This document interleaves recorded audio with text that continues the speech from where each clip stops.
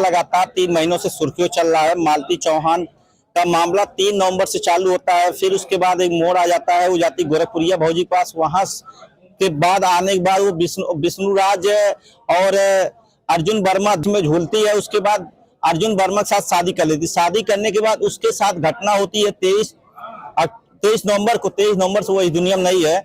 24 नवंबर से उसके पति के खिलाफ मुकदमा दर्ज होता है, वो जेल में है। उसकी लोअर कोर्ट से बेल खारिज हो गई है। अभी उसके मामले में क्या हो रहा है, आज हमारे साथ पहली बार जो विष्णुराज के वकील हैं वो आए हैं। सर, अभी तक क्या चल रहा है इस मामले में? इस मामले में पुलिस चार्जशीट लगा चुकी है। चार्जशीट लगने के बाद यहाँ से बेल खारिज होने के बाद हाई कोर्ट बेल हमारी दाखिल है। हाई कोर्ट से पूरा उम्मीद है कि जल्दी से जल्दी विष्णुराज को न्याय मिलेगा, उसकी जमानत मंजूर होगी। अभी सर क्या जो पूरा मामला आप देख रहे हैं तो इसमें क्या सच्चाई है? अब सच्चाई तो पुलिस ने अपना इन्वेस्टिगेशन जो भी किया है, अपना जो है विवेचना करके चार्जशीट न्यायालय में प्रेषित किया है।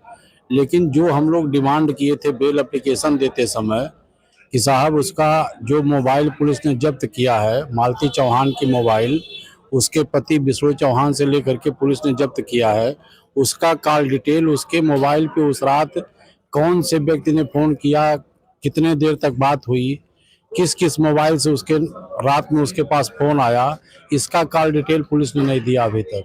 न तो चार्जशीट में कोई कॉल डिटेल आया है, और कॉल डिटेल ही उसमें सबसे महत्वपूर्ण सुराग है कि उसने अपने साथ मालती चौहान ने जो भी गलत कदम उठाया उसके पीछे क्या कारण था। न तो उसका पति के द्वारा किसी प्रकार से प्रताड़ना की गई है, न तो किसी प्रकार से दहेज वाली बात साबित हो रही है।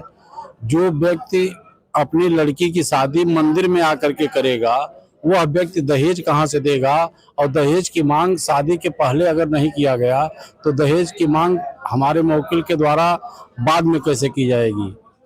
दहेज की मांग वह व्यक्ति करते हैं जो लालची प्रवृत्ति के होते हैं, जिनके पास रुपया पैसा नहीं होता है। जो व्यक्ति अपने नाम से खुद 2021 में मोटरसाइकिल खरीदा हो, 2023 में अपनी पत्नी के नाम से रॉयल एनफील्ड बुलेट खरीदा है, सबकी आरसी है, सब न्यायालय में दाखिल किया गया है, वह व्यक्ति मोटरसाइकिल में अपने ससुर से दहेज के रूप में मोटरसाइकिल की मांग करे, यह बात कुछ समझ में नहीं आती है। एक व्यक्ति चलाने वाला, उसके बाद 2-2 मोटरसाइकिल पहले से है और अच्छी क्वालिटी की मोटरसाइकिल है, वो अपने ससुर से मोटरसाइकिल की डिमांड कहाँ से करेगा? दूसरी चीज, जो दहेज के कहा जाता है कि 2 लाख रुपए की मांग किया, वो अभी बात टोटल गलत है। जो आदमी यूट्यूबर रहा है या यूट्यूब के द्वारा उसको पैसा, उसकी आवश्यकता जितनी है उससे ज्यादा उसको पैसा मिल रहा था, तो वह व्यक्ति 2 लाख रुपए के लिए अपनी पत्नी की दहेज की लिस्ट करे, यह बात टोटल निरर्थक है और टोटल गलत रूप से FIR की गई। पुलिस ने जो विवेचना किया, वादी मुकदमा एक उसी दिन 2 दरखास्त दिया था थाने पर।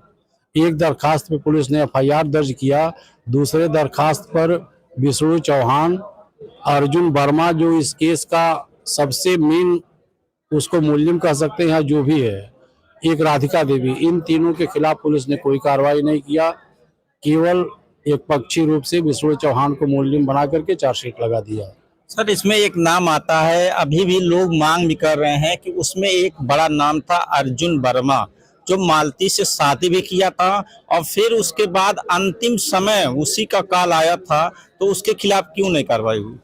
अब ये तो पुलिस कार्रवाई नहीं की, उसके लिए हम लोगों की तरफ से सारे उच्चाधिकारियों को 5 फरवरी को रजिस्ट्री किया गया है, जिसमें SP को किए हैं, DM को किया गया है, DIG को किया गया है, राष्ट्रीय मानवाधिकार आयोग को किया गया है। आपको क्या लगता है ये पोकर सिर्फ हॉलीवुड टाइप के लोग खेलते हैं? ना,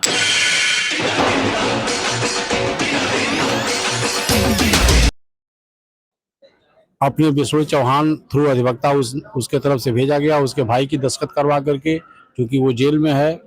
7 जगह रजिस्ट्री की गई है और हम लोगों की तरफ से ये भी मांग किया जा रहा है कि मामले की उच्च स्तरीय जांच कराया जाए, CBCID जांच कराया जाए, क्योंकि जो निर्दोष है उसके ऊपर चार्जशीट लगी है, उसकी बेल नहीं हुई है, वो जेल में पड़ा हुआ है, जबकि सत्यता ये है कि वो किसी प्रकार से दोषी नहीं है।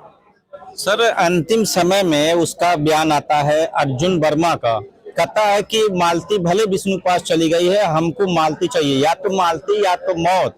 तो क्या वो दोषी नहीं हो सकता? पूर्ण रूप से दोषी उसमें अर्जुन वर्मा ही है, जिसके खिलाफ पुलिस ने कोई कार्रवाई नहीं किया। आखिर क्या कारण था पुलिस ने उसको खिलाफ कार्रवाई नहीं इसके किया? विषय में हम क्या बता सकते हैं कि क्यों कार्रवाई पुलिस ने नहीं किया। ये पुलिस का विषय है, न्यायालय में मामला चल रहा है, न्यायालय में हम लोग अपनी प्ली लेंगे। न्यायालय के द्वारा हमको पूर्ण रूप से विश्वास है कि हमारे क्लाइंट को न्याय मिलेगा।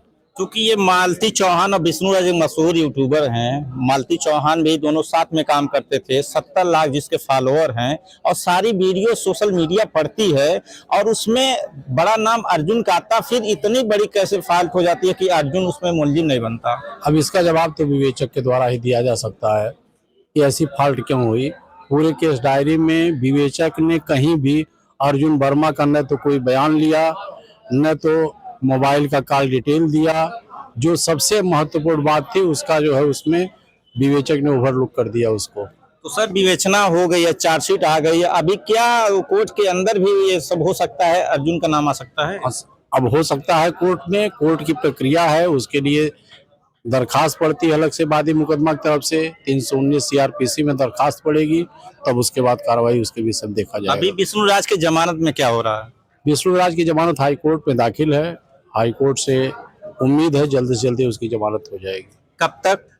इसके विषय में नहीं कुछ कहा जा सकता है, कब तक बेल होगी ये हाई कोर्ट में दाखिल है, तो हाई कोर्ट के अधिवक्ता ही बता पाएगा। कुछ तारीख वारीख पड़ा है, कब तक हो सकता है? अब 4 सप्ताह का उसमें काउंटर एफिडेविट के लिए डेट पड़ी है। 4 सप्ताह में स्टेट को अपना काउंटर फाइल करना है, उसके बाद सुनवाई होगी। 4 सप्ताह मतलब कि 1 महीना करीब बाद है। हाँ, 1 महीने बाद। चर्चा है कि 12 अप्रैल का उसका डेट पड़ा हुआ है। अब 12 अप्रैल के डेट की जानकारी अथेंटिक अभी हमको नहीं है, उसको अब देखा जाएगा। हाई कोर्ट के वकील से बात करेंगे तब उसके बाद क्लियर होगा। अभी इस लोअर कोर्ट में जहाँ ये मुकदमा चल रहा है, इसमें क्या हो रहा है? इसमें डिस्चार्ज एप्लीकेशन हमारे तरफ से पड़ी है, सारे तथ्य को न्यायालय के संज्ञान में लाया गया है।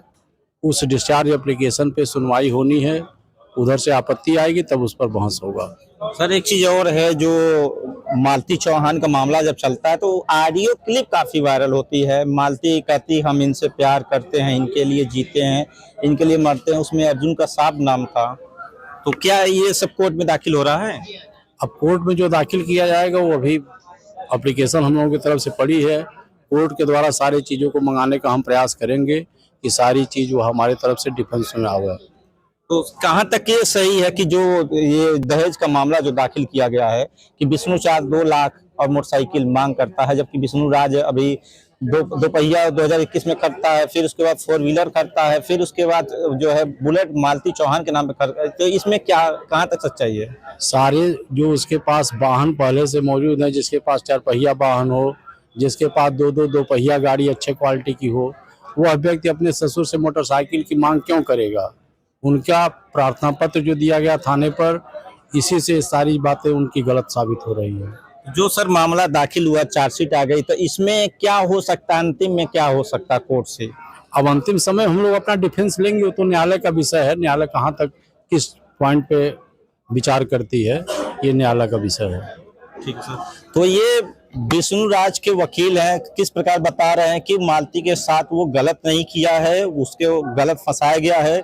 दहेज हत्या का पूरा मामला जो है विष्णु राज खुद ही 2021 में पहले मोटरसाइकिल लेता है, हीरो लेता है, फिर उसके बाद 4 पहिया गाड़ी लेता है, फिर उसके बाद अभी 3-4 महीना पहले ही अपनी पत्नी के नाम से इनफील्ड बुलेट लेता है जो करीब 3.5-4 लाख की है। वो 2 लाख रुपए और बाइक के लिए इस तरह नहीं कर सकता। अब ये तो सच्चाई क्या है, अब कोर्ट से ही पता चल पाएगा। संतोष चौहान, सच बात लाइव।